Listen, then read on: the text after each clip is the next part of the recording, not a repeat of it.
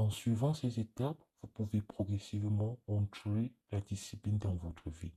Le plus important est de rester constant et de s'engager à long terme. La première étape est définir des objectifs clairs et précis. Pourquoi? Savoir ce que l'on veut atteindre donne du sens et de la motivation. La discipline est plus facile à maintenir si on connaît la finalité de ses actions. Comment? Écrivez vos objectifs à court terme et à long terme et veillez à ce qu'ils soient spécifiques, mesurables, atteignables, pertinents, définis dans le temps. Ceci est la méthode SMART. La deuxième méthode est celle de créer une routine quotidienne. Pourquoi?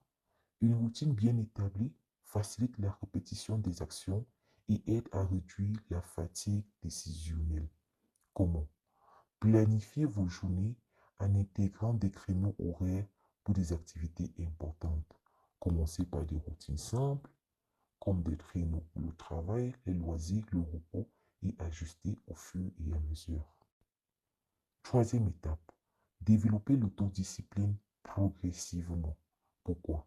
L'autodiscipline se construit comme un muscle par des petits défis réguliers. Comment? Fixez-vous de petits objectifs disciplinaires, comme par exemple lire 10 minutes chaque jour, faire 5 minutes d'exercice ou limiter l'usage de votre téléphone. À mesure que vous réussissez ces petites étapes, augmentez progressivement la difficulté.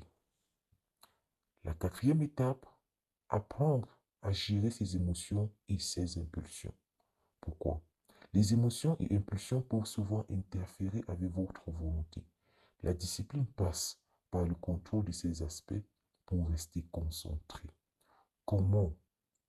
Pratiquer la pleine conscience, la méditation, la respiration profonde et apprenez à reconnaître vos déclencheurs émotionnels. Si vous êtes stressé ou tenté de procrastiner, utilisez des techniques de relaxation. L'étape numéro 5 pour appliquer la discipline dans sa vie est celle de planifier et structurer son temps. Pourquoi? Une bonne gestion du temps permet de mieux organiser ses priorités et d'éviter les distractions. Comment? Utiliser des outils de gestion comme un agenda, des applications de to-do list ou la méthode de time blocking, blocage de temps pour planifier ses journées. Sixième étape, éviter les distractions. Pourquoi? Les distractions affaiblissent notre concentration et éloignent de nos objectifs. Comment? Identifiez vos principales sources de distraction, réseaux sociaux, téléphone, télévision, et prenez des mesures pour les réduire. Utilisez des applications de blocage. Mettez votre téléphone en mode silencieux par exemple, ou dédiez des créneaux précis pour des loisirs. La septième étape est celle de faire preuve de persévérance. Pourquoi? La discipline s'acquiert dans la durée, elle s'acquiert avec le temps.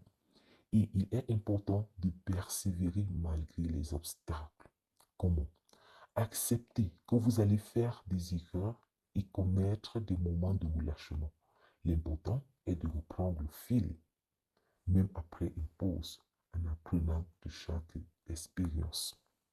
Huitième étape, suivre ses progrès et célébrer ses succès. Pourquoi? La motivation est entretenue par le suivi des progrès. Cela permet aussi d'ajuster les méthodes si nécessaire. Comment le faire? Tenez un journal de discipline où vous notez vos réussites et vos échecs. Célébrez chaque petite victoire pour renforcer votre engagement. La neuvième étape est celle de s'entourer de personnes disciplinées. Pourquoi? L'environnement social a un impact fort sur la discipline. Les personnes disciplinées peuvent inspirer et encourager. Comment? Rejoignez des groupes ou communautés ayant des valeurs similaires ou partagez vos objectifs avec des amis proches pour qu'ils puissent vous encourager. La 10e étape est celle de faire preuve de patience et de bienveillance envers soi-même. Pourquoi? La discipline est un processus qui prend du temps. La bienveillance est essentielle pour ne pas se décourager. Adoptez un état d'esprit d'amélioration continue. Soyez patient et indulgent envers vous-même. Et rappelez-vous que la discipline se construit petit à petit. En résumé, nous avons 10 étapes. La première étape est celle de définir des objectifs clairs et précis. Deuxième étape, créer une routine quotidienne. Troisième étape, développer l'autodiscipline progressive. Quatrième étape, apprenez à gérer vos émotions et impulsions. Cinquième étape, planifier et structurer votre temps. Sixième étape, éviter les distractions. Septième étape, faire preuve de persévérance. Huitième étape, suivre ses progrès et célébrer ses succès. Neuvième étape, s'entourer de personnes disciplinées. Dixième étape, faire preuve de patience et de bienveillance envers soi-même. Si vous appliquez et suivez ces étapes, avec le temps, petit à petit, vous allez construire